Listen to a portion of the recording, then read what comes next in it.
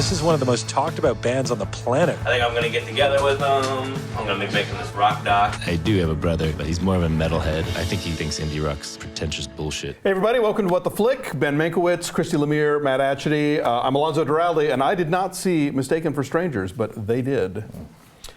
Mistaken for Strangers is a documentary about the National, or at least that's what it's supposed to be about, made by the lead singer's younger brother. He got a job as their assistant tour manager, went on tour with them a couple years back, and was going to shoot a movie about them, kind of a concert tour film, and ended up with something a lot different than I think anyone expected. Let's watch the trailer. You just need to be careful about not partying. You're not a band member, you're a crew member.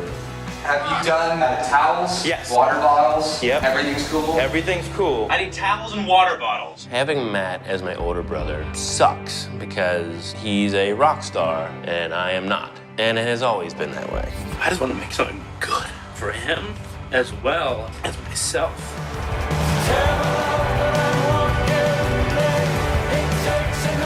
Yeah, I like this a lot. I know you had seen it before we did, and you really encouraged us to watch it.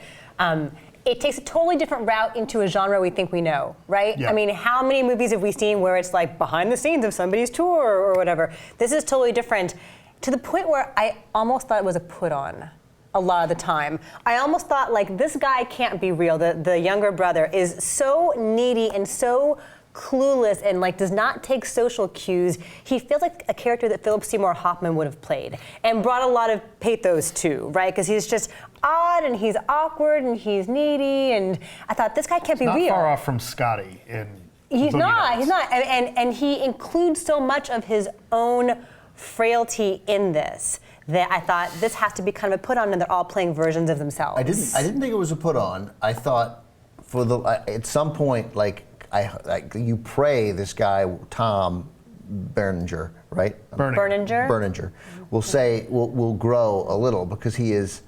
I mean, the movie starts with him interviewing his brother, who's the lead singer of the band. And terrible interviews. I mean, that's what I'm saying. The interviews, they're not just bad. They're, he's like, first of all, it's his brother trying to put up an umbrella as they interview outside in Prospect Park in Brooklyn so he doesn't get sunburned. He's like, you're not going to get sunburned, Matt. And then he's like, so when you're in the band, like, do you get super famous now? Or are you more, and then his brother is clearly, and this is when things had come up, this was not in the beginning of shooting, and his brother's like, did you write anything down? Do you have an idea? Do you have a plan? Do you have a question you want? What are you doing, right?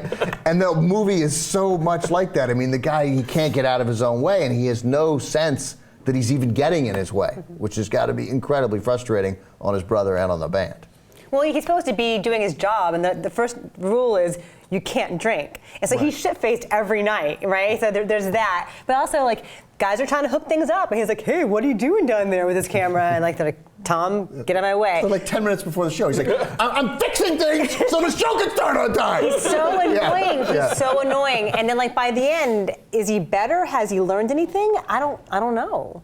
Yes. Yeah? Yeah. You think so? By the actual end, when he, as he's planning out the movie, and there's some signs that he recognizes the giant mistakes that he's made along the way. Yeah, I mean, I saw this movie at Tribeca last year, and Gray and I were hosting a Q&A with Tom and Matt afterwards, and we almost couldn't get through it because we were crying too hard. Wow. Yeah, I mean, this movie really affected me. There's a nakedness to what Tom does in this movie that was shocking to me.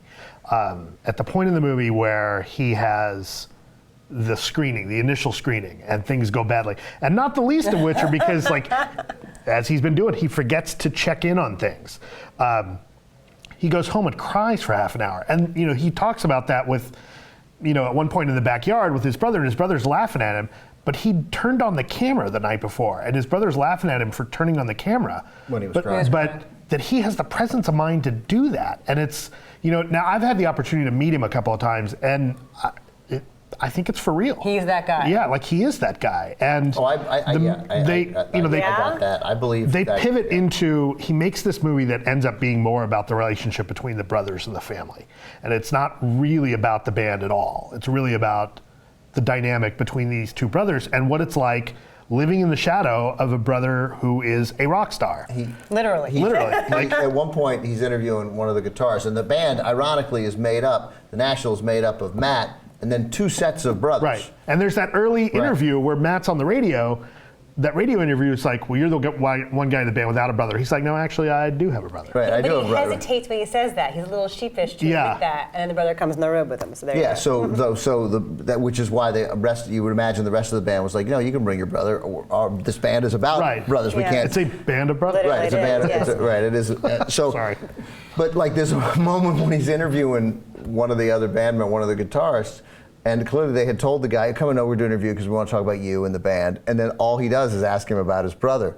And then and he won't even let the guy answer a question. And he's like, oh, well, Matt, does Matt totally get on your nerves?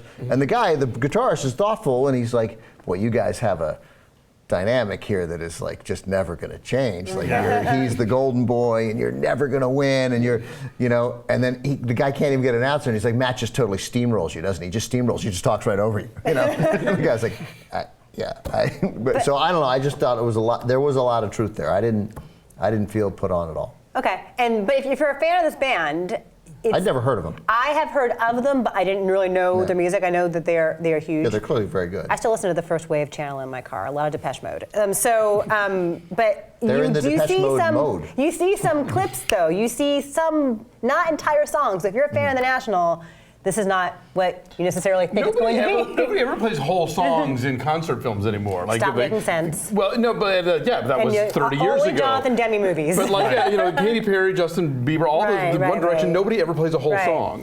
But this is like even less than that. Right. But And that's good. it sounds like it's got another agenda, though. And I like that about it. This is not a movie about the National. This is a movie about Tom and Matt Berninger. Right. And I found the emotion of this to be so, honestly, overwhelming. It's. Do you have a brother? I do have a brother. Okay, there you go. But it's not just. But every family that has a brother or a sibling who's a success, and the other one who's a kind of fuck up, not a complete fuck up. Like he's not, he's not gonna. They're not bailing him out of prison, right? But this brother is, and the other one Tom thinks of himself as an artist, and maybe he is. He made this movie, for crying out loud. But his brother is a really successful artist, and has everything. He's like good looking and married and moody and brooding. Right. He's all Cute the kid. Right, yeah, totally. Let's do numbers. I give it a 9. Okay. I give it a 7.8. All right, I gave it a 7. So it's a 7.9, right? 86% on the tomato meter. Yeah, it's good. It's short too, and it's available. It's available on demand. It's in a few theaters. They're kind of touring around the country showing it, but it's on demand, and that's probably the easiest way to see it. Yeah, it's like an hour 15. Yeah. It flies by. Bye.